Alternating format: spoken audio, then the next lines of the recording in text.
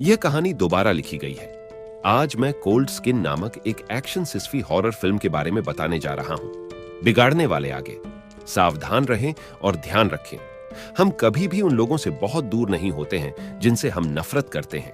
इसी कारण से हम कभी भी उन लोगों के करीब नहीं होंगे जिन्हें हम प्यार करते हैं। जब वह मौसम विज्ञानी के रूप में काम करने के लिए एक सुदूर एस अटलांटिक द्वीप के लिए रवाना होता है तो युवा अंग्रेज के भयावह विचार आते रहते हैं।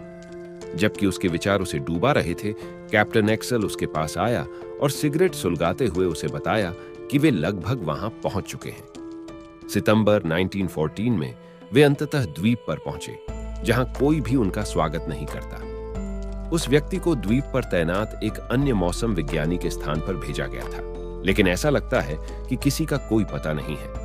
कैप्टन एक्सेल उस युवक के साथ पिछले मौसम विज्ञानी की तलाश में जाता है ताकि यह सुनिश्चित हो सके कि वह सुरक्षित है। वे एक प्रकाश स्तंभ के पास आते हैं और उस पर दस्तक देते हैं, लेकिन कोई उत्तर नहीं देता। युवक जबरदस्ती दरवाजा खोलता है और द्वीप पर एकमात्र अन्य व्यक्ति, सिग्नल तकनीशियन ग्रूनर को पाता है, जो उन दोनों का गर्मजोशी से स्वागत करता है। जब कैप्टन एक्सेल ने पूर्व मौसम अधिकारी के बारे में पूछा तो ग्रूनर ने जवाब दिया कि जिस आदमी की वे तलाश कर रहे थे वह टाइफस से मर गया। ग्रूनर उनकी उपस्थिति से बेपरवाह लगता है और नग्न अवस्था में घूमता है। चिढ़कर कैप्टन एक्सेल और युवक प्रकाश स्तंभ छोड़ देते हैं। जब कैप्टन एक्सेल उसे अलविदा कहता है तो वह व्यक्ति द्वीप के चारों ओर घूमता रहता है, क्योंकि उसे लगता है कि जीवन उसके सामने है। वहां पिछले मौसम अधिकारी की तरह उसे किसी की जगह लेने से पहले 12 महीने तक हवाओं की तीव्रता और दिशा पर ध्यान देना होगा। जब वह अपना सामान ठीक करने के लिए केबिन में लौटता है तो उसे पिछली मौसम विज्ञानियों की डायरी मिलती है, जिसमें उसका नाम एल्डोर बताया गया है। अंदर वह रेखा चित्र, एल्डोर की पत्नी की एक तस्वीर और यहां तक कि उसके बगल में अजीब प्राणियों के साथ एक प्रकाश स्तंभ का चित्र भी देखता है। अगली सुबह उसे रेत पर अजीब चट्टानी घेरे मिले। फिर वह काम शुरू करने के लिए दूरबीन के साथ तट के पास जाता है। जैसे ही उसने दूरबीन से झांका, उसने देखा कि एक नग्न व्यक्ति लंबे दिन तक कुछ न करने की तैयारी के लिए स्ट्रेचिंग कर रहा है। उस रात जब वह पढ़ रहा था, उसने अपने दरवाजे के बाहर सरसराहट सुनी, जिसके बारे में उसने सोचा कि यह ग्रूनर है। हालांकि खरोंचने और गुर्राने की आवाज के साथ शोर और भी तेज हो जाता है। तभी अचानक दरवाजे के नीचे एक सरीसृप का हाथ दिखाई देता है, जिस पर वह तुरंत कदम रख देता है, जिससे अज्ञात प्राणी उत्तेजित हो जाता है। जब वह अधिक सुनता है तो वह फर्श के नीचे छिप जाता है, जबकि वे उसके केबिन में प्रवेश करने की कोशिश करते हैं। वे उसकी जगह पर हमला करते हैं, लेकिन देखते हैं कि अंदर कोई नहीं है। जब कदम रुकते हैं तो वह फ्लोर बोर्ड के दरवाजे में एक छोटे से छेद से देखता है। जीव भी अंदर से झांकता है, जिससे वह चाकू से उसकी आंख में छेद कर देता है। डर के मारे उसने खुद को पूरी रात के लिए भूमिगत बंद कर लिया। वह अगले दिन ग्रूनर को बुलाता है और प्रकाश स्तंभ में ले जाने का अनुरोध करता है, लेकिन ग्रूनर मना कर देता है। लड़ने के लिए दृढ़ संकल्पित होकर वह घर वापस चला जाता है और पूरा दिन इसे मजबूत करने में बिताता है। केबिन में बैग के बीच एक नई राइफल के साथ आदमी अज्ञात राक्षसों से लड़ने के लिए तैयार महसूस करता है। रात आती है और अंधेरे से जानवरों का झुंड दिखाई देने लगता है। धीरे धीरे केबिन के पास पहुंचकर वह खुद को संभालता है और एक एक करके उन पर गोली चलाता है। अंततः उसके पास आग लगाने के अलावा कोई विकल्प नहीं है, क्योंकि संभालने के लिए बहुत सारी चीजें हैं। आग उन्हें भागने पर मजबूर कर देती है, लेकिन केबिन को जला देती है। वह अपने जलते हुए घर से भाग जाता है। सौभाग्य से केबिन के पूरी तरह जलने से पहले बारिश हो गई। अगले दिन वह ग्रोनर को प्रकाश स्तंभ से निकलते हुए देखता है और चुपचाप उसका पीछा करते हुए चट्टानों तक जाता है। जब वह ग्रोनर पर घात लगाकर हमला करने वाला होता है तो एक नीली मादा समुद्री जीव उस पर हमला कर देता है और वह उस पर अपनी बंदूक तान देता है। ग्रोनर उसे यह दिखाकर कि वह असुरक्षित है, उसे गोली मारने से रोकता है। युवक ग्रूनर को आश्रय के बदले में अपनी कुछ आपूर्तियां देने का लाभ उठाता है। ग्रोनर तब उस व्यक्ति को समुद्री जीव के रूप में स्वीकार करने के लिए उसे अपना मित्र कहता है। थोड़ी देर बाद वे सामान इकट्ठा करने के लिए दोस्त के केबिन में जाते हैं। उसे पता चलता है कि पिछला मौसम अधिकारी टाइफस से नहीं बल्कि समुद्री जीवों से मरा था। हालांकि ग्रूनर ने उससे कहा कि उन्हें प्रकाश स्तंभ की ओर वापस जाने की आवश्यकता है क्योंकि सूर्यास्त होने वाला है और जीव हमला कर सकते हैं। वे आपूर्ति को बीकन में उठाते हैं और एक लंबी सैर के बाद मित्र की मृत्यु हो जाती है। एक सुबह मित्र की नींद तब खुलती है जब मादा समुद्री जीव उसके हाथ को छाटकर उसकी जलन को ठीक करने की कोशिश कर रही होती है। पता चला कि वह 2 दिन से सो रहा है। मित्र फिर ग्रूनर को ढूंढता है और उनके गोला बारूद की एक सूची लेता है और उसे समझाता है कि प्राणी, जिसे वह टोड़ कहता है, एक कुत्ते की तरह है जो अपने मालिक को नहीं छोड़ेगा, चाहे वह कितना भी क्रूर क्यों ना हो। दोस्त उसके अस्तित्व से मंत्रमुग्ध होकर उसे देखता है, जिससे उसे यह आभास होता है कि वह दूसरों से अलग है। हालांकि ग्रूनर ने उसे चेतावनी दी कि वह उस पर पूरी तरह से भरोसा न करे, यह मानते हुए कि उसका शांत और शांत व्यक्तित्व बुरे इरादों को छुपाता है। ग्रूनर फिर मित्र को प्रकाश स्तंभ के बारे में और बताता है और उसे शीर्ष पर ले जाता है। मित्र को आश्चर्य है कि ग्रूनर ने द्वीप पर रहने का विकल्प क्यों चुना, जबकि उसके पास जाने का अवसर था। हालांकि जब मित्र आया तो ग्रूनर ने उससे कहा कि वह अब सभ्य दुनिया में कभी वापस नहीं आएगा क्योंकि वह अपने भाग्य का स्वामी है। फिर भी मित्र ग्रूनर से कहता है कि जब वह अगला जहाज आता देखेगा तो वह उसमें सवार हो जाएगा, जिसके लिए ग्रूनर उसे शुभकामनाएं देता है। उस दिन बाद में मित्र ने विचार किया कि हाल ही में कुछ दिनों के अलगाव ने उसे कैसे बदल दिया है। जैसे ही वह अपनी चीजें ठीक करता है, वह प्राणी की उपस्थिति से आश्चर्यचकित हो जाता है, लेकिन फिर भी वह उसे देखता है क्योंकि वह अनजाने में एक मोमबत्ती खा रही है। जैसे ही वह उसे मोमबत्ती के उपयोग के बारे में समझाने की कोशिश कर रहा था, ग्रूनर ने उसे फोन किया और उसे अपनी राइफल लाने का आदेश दिया। उस रात फ्रेड ग्रूनर को हमले की तैयारी करते हुए देखता है। बूढ़ा आदमी उसे निर्देश देता है कि क्या करना है और फ्लेयर गन से फायर करता है, जो एक लंबी रात की शुरुआत का संकेत देता है। दूसरी ओर जब मादा जीव आकाश में विलाप करती है तो समुद्री जीवों की भीड़ उनकी ओर बढ़ती है और ग्रूनर शूटिंग शुरू कर देता है। हालांकि मित्र अभिभूत महसूस करता है क्योंकि वह अपनी स्थिति में ही रहता है और धीरे धीरे पीछे की ओर चलता है जब तक कि उसकी मृत्यु नहीं हो जाती। ग्रूनर समुद्री राक्षसों के भयावह झुंड से लड़ते हुए अकेला रह गया है। अगले दिन ग्रूनर दोस्त की अप्रभाविता पर क्रोधित हो जाता है और उसे पानी लाने के लिए कहता है। दोस्त फिर पानी लाता है और जब वह वापस आता है तो उसे ग्रूनर के कमरे में तेज आवाज और रोने की आवाज सुनाई देती है और उसे आश्चर्य होता है जब वह देखता है कि ग्रूनर खुद को समुद्री जीव में धकेल रहा है। फिर वह तुरंत चला जाता है। उस दिन बाद में ग्रूनर और फ्रेंड ने अजीब सी खामोशी में दोपहर का खाना खाया। मित्र उसका सामना नहीं कर सकता क्योंकि वह दोषी और असहज महसूस करता है। हालांकि उसी समय ग्रूनर ने मेज को पीटते हुए तनाव को तोड़ दिया और मित्र को बताया कि उसके पास केवल एक आखिरी मौका बचा है। उस रात ग्रूनर ने फ्लेयर गन लेते ही प्राणियों का ध्यान आकर्षित कर लिया। जब राक्षस प्रकट होते हैं तो फ्रेंड फिर से डर जाता है, जिसके कारण ग्रूनर ने फ्रेंड को बाहर बालकनी में बंद कर दिया और उसे राक्षसों से अपनी रक्षा करने के लिए छोड़ दिया। बाहर गोलियों की आवाज और फ्रेंड्स प्लीज सुनने के बावजूद ग्रूनर सूरज उगते ही सो जाता है। ग्रूनर मित्र को जीवित, खून से लथपथ, एकटक उसकी ओर देखते हुए देखकर आश्चर्यचकित हो जाता है। महीनों बीत जाते हैं और दोनों आदमी एक दिनचर्या में शामिल हो जाते हैं जब जीव लगातार कई रातों तक हमला करते हैं, जिससे उन्हें निगरानी करने के लिए मजबूर होना पड़ता है। दिन हमेशा एक जैसे होते हैं, रातें लंबी होती जा रही हैं और केवल प्रकृति ही उन्हें स्वस्थ रखती है। वे एक साथ रहने में कामयाब रहे जहां दोस्तों का रोजमर्रा का काम पानी लाना है, जबकि ग्रूनर अपने हथियार बनाए रखता है। एक दिन मित्र ने अनुमान लगाया कि जीव मादा समुद्री जीव को पुनः प्राप्त करने के लिए प्रकाश स्तंभ में लौट रहे हैं।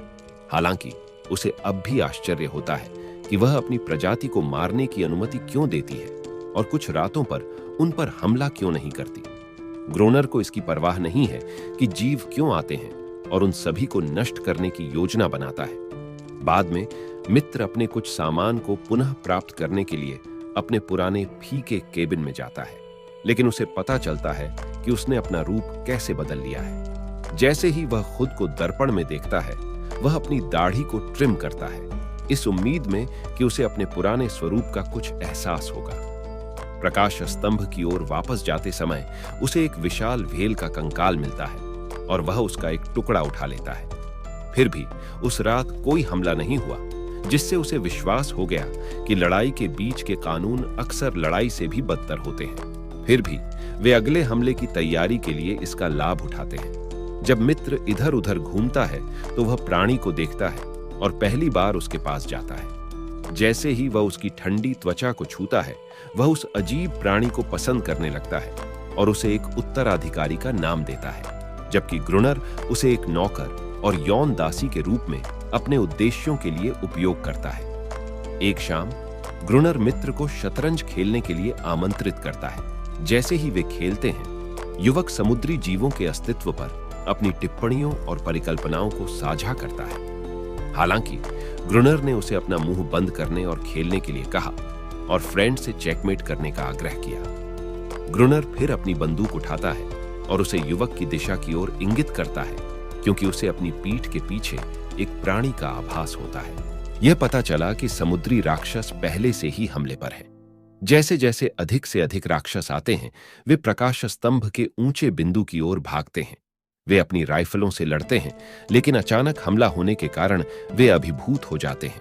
फिर भी वे लालटेन फलक तक जाने का निर्णय लेते हैं, जहां रोशनी जगमगाती है। दुर्भाग्यवश ऊपर की ओर भागते समय ग्रुनर के पैर में बुरी तरह से काट लिया गया। खुद को फलक के अंदर बंद करने के बाद वे वहां रात बिताते हैं, जबकि जीव कांच के विभाजन के माध्यम से उन तक पहुंचने की कोशिश करते हैं। ये सोचते हुए कि यह उसका अंत है, ग्रुनर एक दुखद प्रेम गीत गाता है, जब तक कि सूरज नहीं उगता और राक्षस चले नहीं जाते।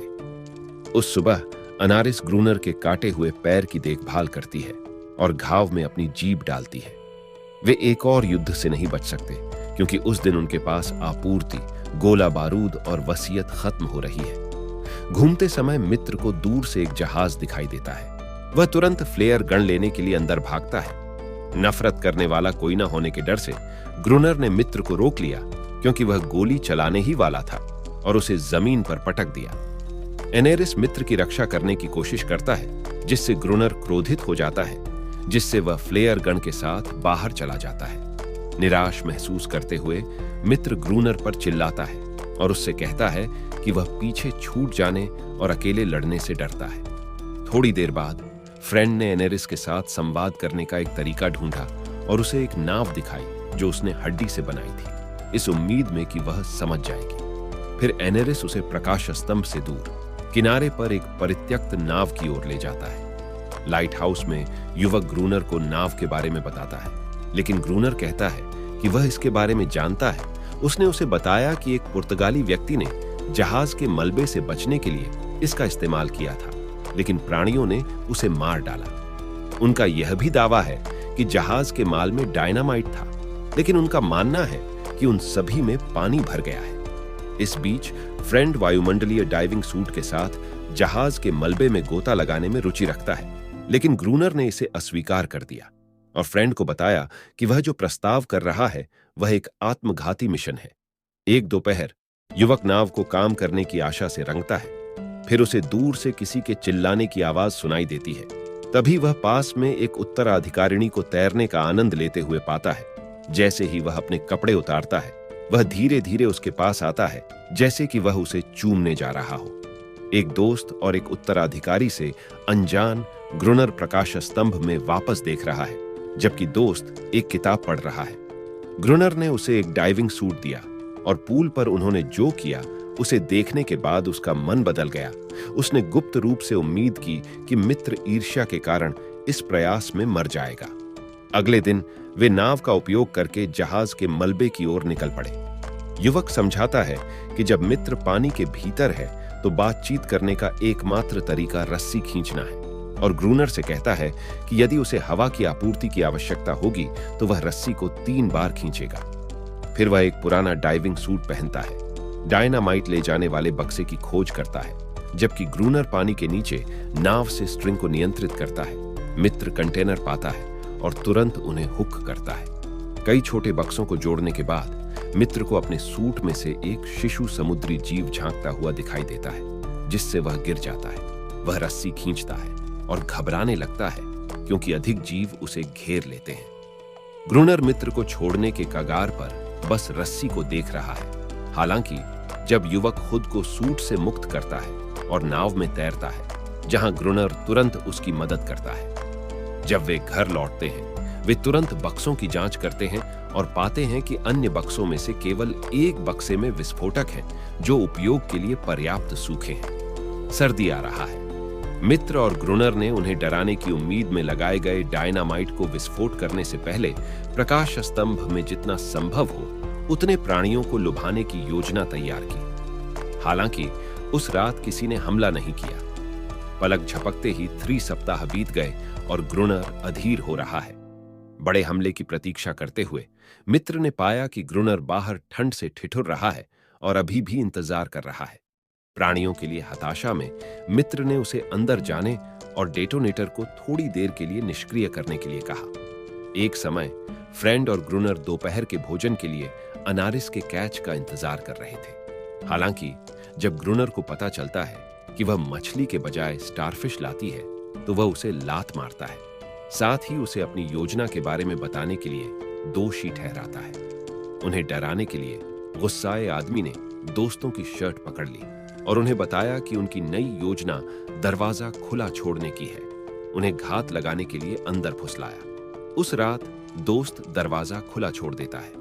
इसे देखते समय ग्रुनर डायनामाइट विस्फोट करने की तैयारी करते हुए ऊपरी जमीन पर ले जाता है। वे घंटों से इंतजार कर रहे हैं और ऐसा लगता है कि वे उन पर हमला नहीं करेंगे। दोस्तों की अटकलों के बाद ग्रुनर घसीटता हुआ उसके पास आ जाता है, जिससे वह रोने पर मजबूर हो जाती है, ये मानते हुए कि यह प्राणियों को आकर्षित करेगा। इसी बीच मुख्य द्वार पर एक समुद्री जीव मित्र पर हमला कर देता है। वह उनसे दूर जाने में कामयाब हो जाता है, लेकिन और भी जीव अंदर आ रहे हैं। वह ग्रुनर को सूचित करते हुए ऊपर की ओर भागता है कि वे अब लाइट हाउस के अंदर हैं। जीव हमला करते हैं, लेकिन ग्रुनर विस्फोटकों में विस्फोट नहीं कर सकता, जिसके कारण फ्रेंड को लाइट हाउस के शीर्ष पर तेजी से जाना पड़ता है और डेटोनेटर को फिर से कनेक्ट करना पड़ता है। एक विस्फोट होता है जिससे कई समुद्री जीव मर जाते हैं। असंतुष्ट महसूस करते हुए ग्रुनर प्रकाश स्तंभ के निकट विस्फोटकों का दूसरा सेट लेकर जाता है, जिससे मित्र और वह स्वयं घायल हो जाते हैं। जब मित्र अगले दिन उठता है तो वह तुरंत ग्रुनर को खोजता है और उसे जगाता है। जब ग्रुनर आगे बढ़ता है और गाना गाना शुरू करता है तो युवक को राहत मिलती है, जिसमें वह इस बार भी शामिल होता है। इस बीच बीकन के आसपास भारी अराजकता मची हुई है। ग्रुनर समुद्र तट पर घायल और मरणासन्न मेंढक को खत्म करने के लिए भाले का उपयोग करता है।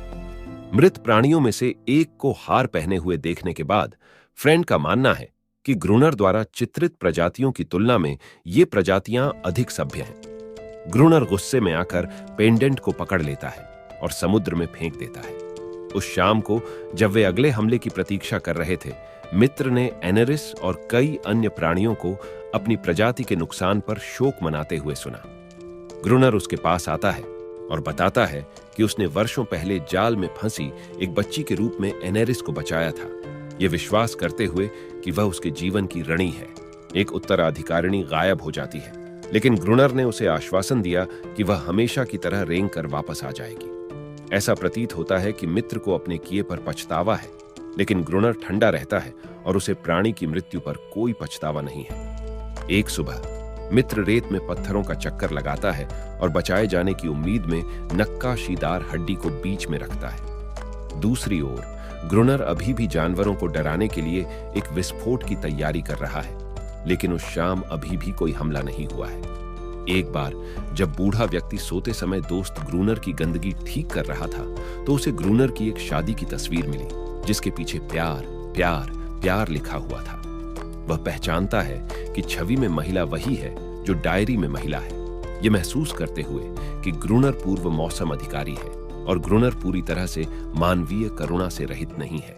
परिणाम स्वरूप मित्र अपना दिन गिनना भूल जाता है, क्योंकि वह समझता है कि सब कुछ भूल गया है, जिसमें उसके काम पर आने का कारण भी शामिल है। जिंदा रहने के अलावा कोई काम नहीं है। फिर दोस्त शॉर्ट्स में चला जाता है। जब वह देखता है कि एक बच्चा समुद्री जीव अचानक उसकी ओर आ रहा है तो नक्काशीदार नाव को हटा दे। बच्चे के पीछे एक नारिस है जो अपने सैनिकों के साथ अधिक आत्मविश्वासी और साहसी दिखाई देती है। मित्र ने नोटिस किया कि वे युद्ध विराम चाहते हैं, लेकिन ग्रोनर नहीं चाहता है और केवल एनेरिस को वापस चाहता है, लेकिन वह इनकार कर देती है। वह बार बार गूंजता है। जब ग्रोनर लाइट हाउस की ओर वापस जाता है तो कोई भी उसे नहीं छोड़ता। अचानक ग्रोनर ने बच्चे पर गोली चला दी जो उसके सीने में लगी। एनेरिस फ्रेंड को संदेह और निराशा से देखता है। उसे अकेला छोड़ देता है क्योंकि ग्रोनर उन पर गोलियां चलाना जारी रखता है। दोस्त उसका पीछा करता है और संघर्ष के बाद उसे जमीन पर गिरा देता है और उसके पैर पर चाकू मार देता है।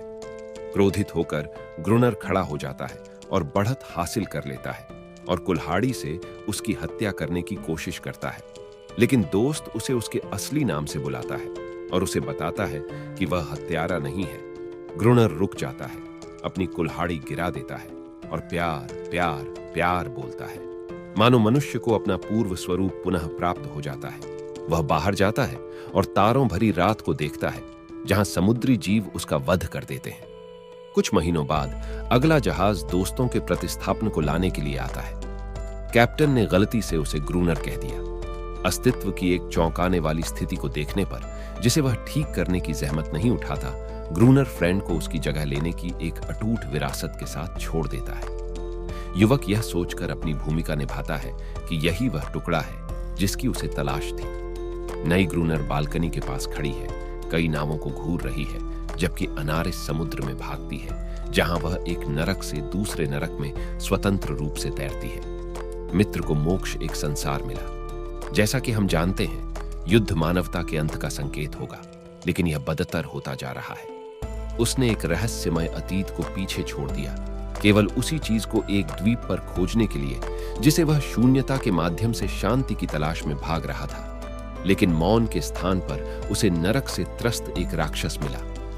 अंत में उसे यह जानने के बाद शांति मिलती है कि प्यार के बिना जीवन, प्यार के बिना आशा या प्यार के बिना मानवता जैसी कोई चीज नहीं है। इस तरह के और वीडियो देखने के लिए सब्सक्राइब करें, सूचनाएं चालू करें और इसे ऐसे छोड़ दें जैसे इससे वास्तव में चैनल को मदद मिलती है। देखने के लिए धन्यवाद।